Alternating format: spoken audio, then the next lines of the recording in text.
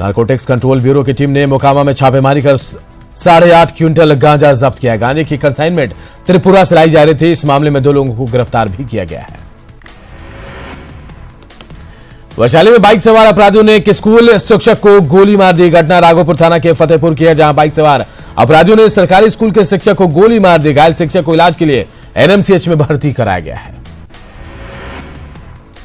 Patna city में छेड़खानी का विरोध करने पर असामाजिक तत्वों ने एक नेत्रहीन युवक को चाकू मार दिया, जिसका इलाज एनएमसीएच में चल रहा है। बताया जा रहा है कि कुछ युवक लड़कियों से छेड़खानी कर रहे थे और उसका विरोध करने पर युवक पर चाकू से हमला किया गया।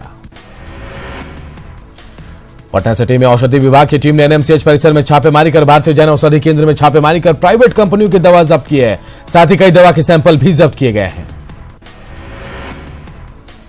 सीवान के गुट्टी प्रखंड में पुल ध्वस्त हो गया, जिससे कई गांवों का रास्ता बाधित हो गया। यह पुल प्रधानमंत्री ग्राम सड़क योजना के तहत बनाई गई थी। एक ट्रक के गुजरने के दौरान यह ध्वस्त हो गया। समस्तीपुर में सैकड़ों की तादाद में कौवों की मौत से इलाके में हड़कंप मच गया है। लोगों को कौवे की मौत के बाद बर्ड फ्लू का डर सता रहा है। चीनी मिल परिसर और नीम गली इलाके में बीते हफ्ते से लगातार कौवे मर रहे हैं। और अरिया के बरगामा गांव में हिंसक झड़प की लाइव तस्वीरें सामने आई है। मंगलवार की शाम हिंगवा गांव में तनाव के बाद झड़प हुई थी, जिसके बाद पुलिस टीम पर भी हमला किया गया था। ग्रामीणों के मुताबिक वो भजन कीर्तन कर रहे थे। इसी दौरान प्रशासन की टीम ने टेंट हटाने को कहा और ग्रामीणों की पिटाई शुरू कर दी, जिसके बाद झड़प हुई। फिलहाल गांव में स्थिति सामान्य और भारी संख्या में पुलिस बल की तैनाती की गई है। राजधानी पटना में एटीएम चोरों का कोहराम देखने को मिल रहा है। चोरों ने 4 पर एटीएम काट कर पैसे निकाल लिए हैं। मुसलापुर और आलमगंज में एक साथ काटे हैं एटीएम। पूर्णिया में एक युवक की गोली मारकर निर्मम हत्या कर दी गई। घटनास्थल के पास से एक पिस्तौल भी मिला है। कृत्यानंद नगर थाना के भोखरा गांव के पास एक पोल्ट्री फार्म में युवक राजा घोष का शव मिला है। पटना के गर्दनीबाग थाना इलाके में हाईवा ने महिला को रौंद दिया, जिससे महिला की मौके पर मौत हो गई। वहीं घटना के बाद नाराज लोगों ने जमकर बवाल काटा। बेगूसराय में हत्या के बाद बवाल मचा। आज लोगों ने कानून को हाथ में भी लिया और आरोपी के घर में जमकर तोड़फोड़ की। घटना बखरी थाना क्षेत्र के चौखमीद गांव की है। छपरा के डेरनी थाना के सुतियर गांव में बीती रात असामाजिक तत्वों ने एक महिला के घर में आग लगा दी। आग से महिला का घर जलकर राख हो गया। घटना के पीछे आपसी विवाद को वजह बताया जा रहा है। छपरा के डॉक्टर सजल कुमार का भतीजा सार्थक रहस्यमय ढंग से गायब हो गया है। सार्थक पतंग खरीदने घर से निकला था, लेकिन वापस नहीं लौटा। पुलिस पूरे मामले की जांच कर रही है। वैशाली के राघोपुर में दिनदहाड़े बाइक सवार अपराधियों ने एक शिक्षक को गोली मारकर घायल कर दिया। घायल शिक्षक को पटना रेफर किया गया है। पुलिस मामले की तफ्तीश कर रही है। मधेपुरा के मुरलीगंज थाना क्षेत्र में आग लगने से 8 घर जलकर राख हो गए हैं। आग में कई मवेशी भी जलकर राख हुए हैं। पीड़ितों का कहना है कि आपसी दुश्मनी में आग लगाई गई है। छपरा में चोरों ने ट्रैक्टर की चोरी कर ली। हालांकि पुलिस के खदेड़ने पर चोर ट्रैक्टर छोड़कर फरार हो गए। बाढ़ के बनेश्वरी चौक पर ट्रक की चपेट में आकर गुड्डन नामक शख्स की मौत हो गई, जबकि 2 लोग घायल हो गए। हादसा उस वक्त हुआ जब पास से गुजर रहे ट्रक में बाइक का हैंडल फंस गया। हाजीपुर में अपराधियों ने निजी कॉलेज में कार्यरत एक प्रोफेसर समेत 2 लोगों को गोली मार दी। एक युवक की घटनास्थल पर मौत हो गई, जबकि प्रोफेसर गंभीर रूप से घायल हो गए। जमुई में नक्सलियों ने 2 लोगों की गोली मारकर हत्या कर दी। घटना चकाई के गुरुबाद की है। मुखबिरी का आरोप लगाकर दोनों की हत्या की गई है। और अरिया में पुलिस और ग्रामीणों के बीच हिंसक झड़प हुई। पथराव और फायरिंग में डीएसपी मनोज कुमार समेत कई पुलिसकर्मी और ग्रामीण घायल हो गए हैं। मधुबनी के बेनीपट्टी में एक बार भीड़ का भयानक चेहरा देखने को मिला है, जहां बाइक चोरी कर भाग रहे नाबालिग चोर की बेरहमी से पिटाई की गई। घायल शख्स को बचाने की गुहार लगाता रहा, लेकिन भीड़ तमाशबीन बनी रही।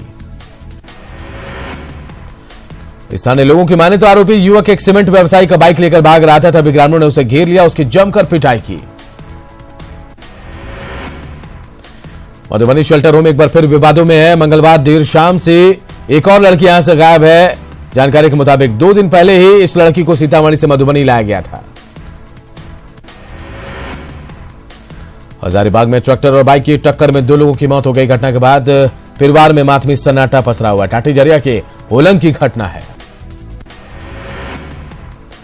लोहरदगा में आईईडी विस्फोट में 2 लोग गंभीर रूप से घायल हुए। उन्हें इलाज के लिए रिम्स रेफर किया गया। यह विस्फोट सेरिंगदाग थाना क्षेत्र के सनई जलपई में हुई। वहीं पुलिस मामले की जांच कर रही है। दुमका पुलिस ने लाइन होटल में लूट की घटना को अंजाम देने के 24 घंटे के अंदर 3 अपराधियों को धर दबोचा। तीनों अपराधी पश्चिम बंगाल के वर्धमान के रहने वाले हैं। बासलोई नदी पर बने पुल पर खतरे को देखते हुए पाकुड़ जिला प्रशासन सतर्क और बालू लदे 28 ट्रैक्टर को जब्त किया है। इस पुल से सैकड़ों ट्रैक्टर बिना चालान के गुजरते हैं। सरायकेला में सुरक्षा बलों और माओवादियों के बीच मुठभेड़ में कोबरा का एक जवान घायल हो गया। उसे इलाज के लिए रांची लाया गया। जवान को चॉपर की मदद से रांची लाया गया। उसके बाद उसे मेडिकल अस्पताल में भर्ती कराया गया है।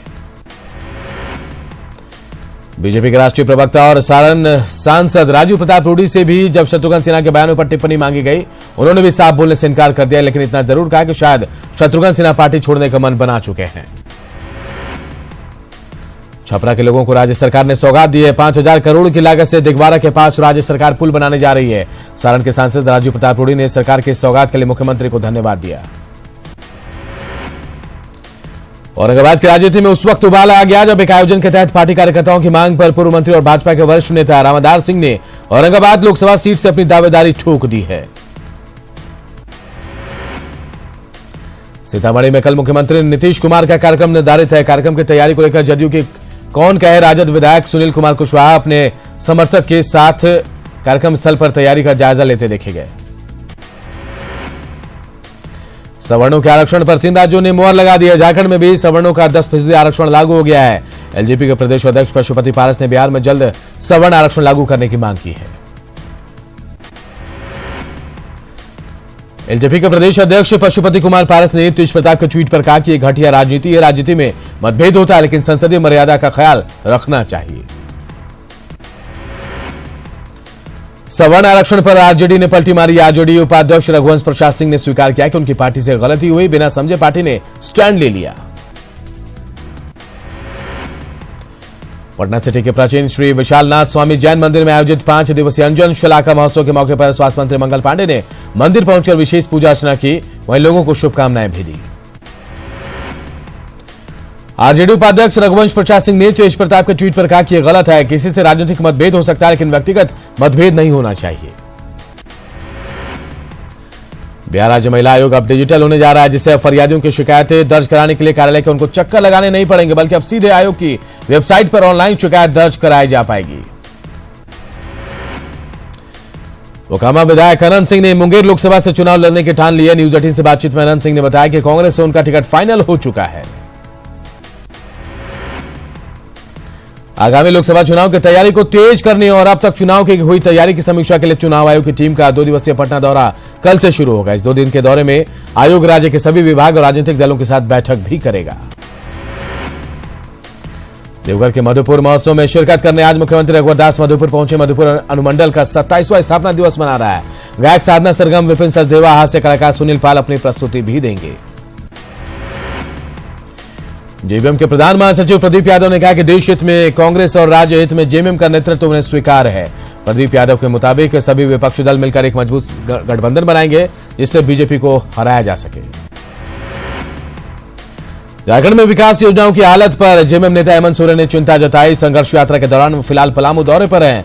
इस मौके पर मेदिनीनगर परिसदन में उन्होंने कहा, जमीन पर विकास का कोई काम नहीं दिख रहा है।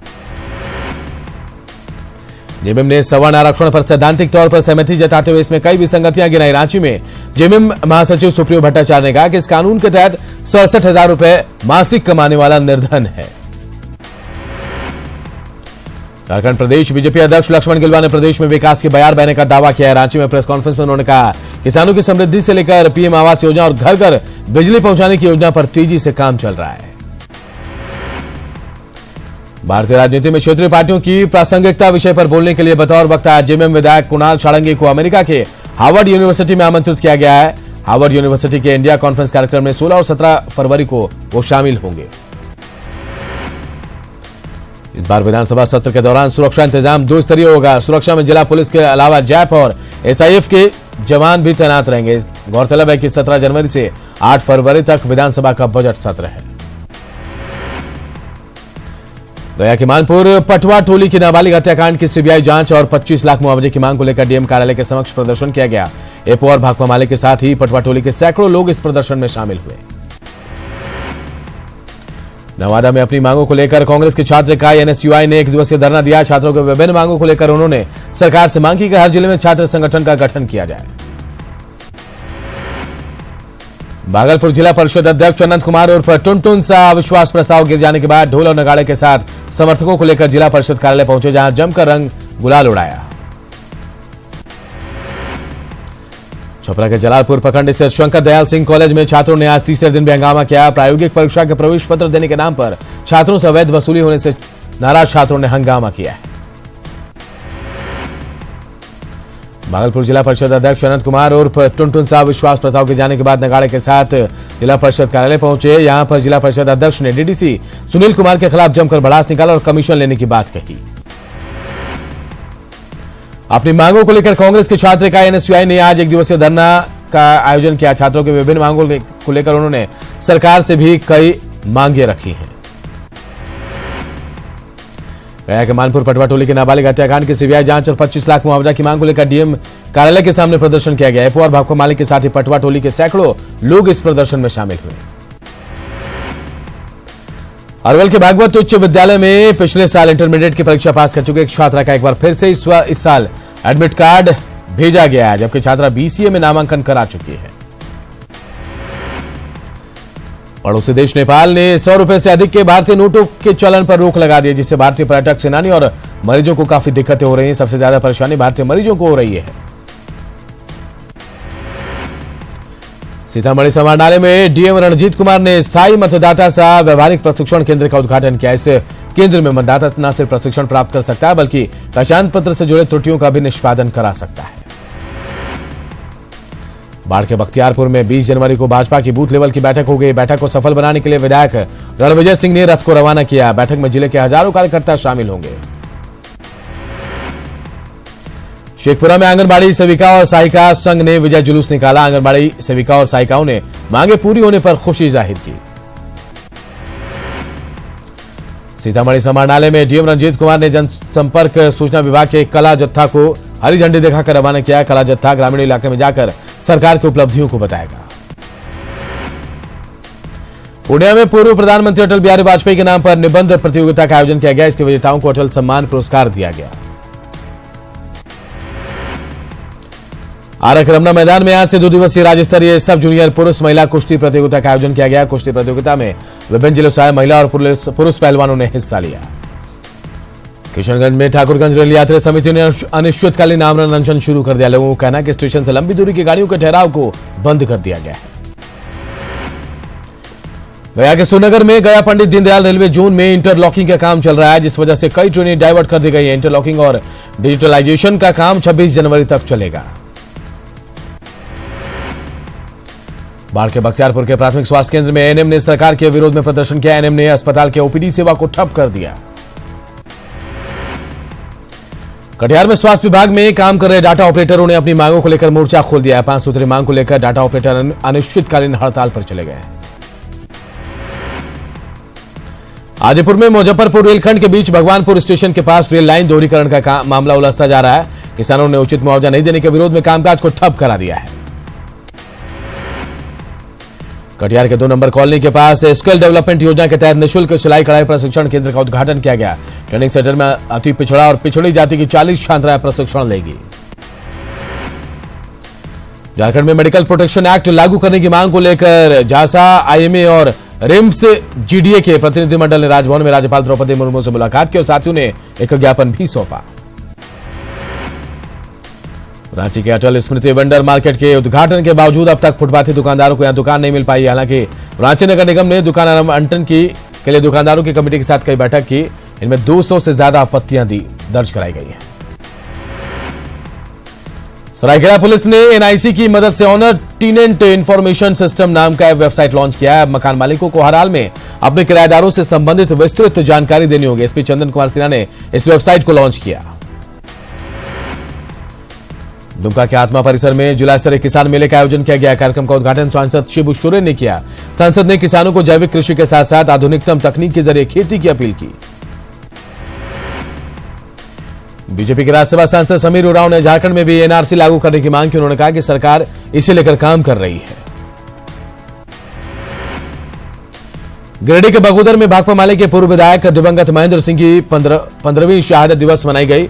इस मौके पर आयोजित संकल्प सभा में भाकपा माले के राष्ट्रीय महासचिव दीपंकर भट्टाचार्य ने मिशन 2019 को लेकर अपनी प्रतिबद्धता दोहराई। बिहार में आंध्र की मछलियों पर रोक लगाए जाने के बाद झारखंड में भी आंध्रा की मछलियों पर रोक लगाने की कवायद होने लगी है। आंध्रा की मछलियों पर बैन की खबर से रांची के मछली विक्रेताओं को काफी नुकसान हो रहा है। धनबाद के मुनिडी में इंदू आउटसोर्सिंग कंपनी में कोयला खनन के काम कर रहे 133 मजदूरों को बिना इत्तला के नौकरी से निकाल दिया गया। इसके विरोध में मजदूरों ने मुनिडी कोयलारी के मेन गेट के पास एक सूत्री मांग को लेकर एक दिवसीय धरना भी दिया। गुजरात के अहमदाबाद में अंतर्राष्ट्रीय स्तर की तर्ज पर फ्लावर शो का आयोजन किया गया। 9वें वाइब्रेंट समिट से पहले सीएम विजय रूपाणी ने इस फ्लावर शो का लोकार्पण किया। असम में काजीरंगा उद्यान से भटक कर आए एक गैंडे से गांव में हड़कंप मच गया। यहां काहोरी पोरिया गांव में इन दिनों बिहू उत्सव चल रहा है, लेकिन अचानक गैंडे के आ जाने से उत्सव में पहुंचे लोगों को गैंडों को खदेड़ने में काफी मशक्कत करनी पड़ी। असम में एक तेंदुए ने 5 लोगों पर हमला करके उन्हें घायल कर दिया। घटना चौराई देव के उत्तर समुद्रा गांव के। घायल लोगों को इलाज के लिए अस्पताल में भर्ती कराया गया है। हरियाणा के गुरुग्राम में एक होटल में गोलीबारी हुई, जिसमें होटल का मैनेजर घायल हो गया। यह पूरी वारदात सीसीटीवी कैमरे में कैद हो गई। केरल के अगस्त्य कूडम हिल की चोटी पर पहली महिला ट्रैकर ने पहुंचकर इतिहास रचा। महिला का नाम धान्या सान्याल है और ये हिल 6000 फीट से ज्यादा ऊंचा है। मानव संसाधन विकास मंत्रालय ने मंगलवार को सरकारी और वित्त पोषित प्रौद्योगिकी संस्थानों के शिक्षकों को 7वें वेतन आयोग की सिफारिशों का लाभ देने के प्रस्ताव को मंजूरी दे दी है। मानव संसाधन विकास मंत्रालय की ओर से कहा गया कि शिक्षण सत्र 2019-20 से ही सामान्य श्रेणी के आर्थिक रूप से कमजोर वर्ग के लिए 10% आरक्षण को लागू किया जाएगा।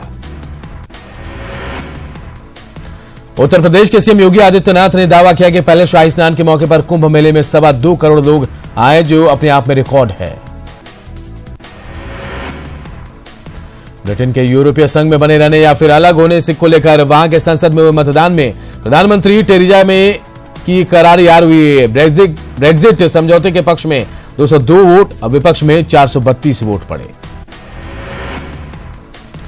चीन ने चांद पर कपास के बीज अंकुरित करने में कामयाबी हासिल की है। चीन की ओर से चांद पर भेजे गए रोवर चांगी 4 पर कपास के बीज अंकुरित हुए हैं।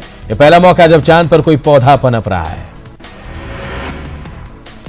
केन्या की राजधानी नैरोबी में चरमपंथियों ने होटल और ऑफिस कैंपस पर हमला कर दिया। इसमें कम से कम 15 लोगों की मौत हो गई। सोमालिया के इस्लामी चरमपंथी संगठन अल-शबाब ने हमले की जिम्मेदारी ली है। टीम इंडिया ने ऑस्ट्रेलिया को एडिलेड वनडे में 6 विकेट से मात देकर 3 मैचों की वनडे सीरीज में 1-1 से बराबरी कर ली। सीरीज का तीसरा और निर्णायक मुकाबला 18 जनवरी को मेलबर्न में खेला जाएगा। कैप्टन विराट कोहली ने एडिलेड में ऑस्ट्रेलिया के खिलाफ शानदार शतक जड़ा। ये चेज करते हुए विराट कोहली का 24वां वनडे शतक रहा। इस वजह से उन्हें चेज मास्टर कहा जाता है। सस्पेंडेड भारतीय क्रिकेटर हार्दिक पांड्या और केएल राहुल ने बीसीसीआई सीईओ राहुल जौहरी के सामने अपनी बात रखी। इसके साथ ही इन दोनों क्रिकेटर्स की महिलाओं को लेकर की गई टिप्पणियों की जांच भी शुरू हो गई है। चेन्नई के गुकेश डी ने 17वें Delhi open international chess tournament में अपना तीसरा और आखिरी ग्रैंड मास्टर नॉर्म हासिल किया है। इसके साथ ही वो देश के सबसे युवा ग्रैंड मास्टर बने हैं। मैच 17 दिन उम्र ज्यादा होने के कारण वो दुनिया के सबसे युवा ग्रैंड मास्टर बनने से चूक गया।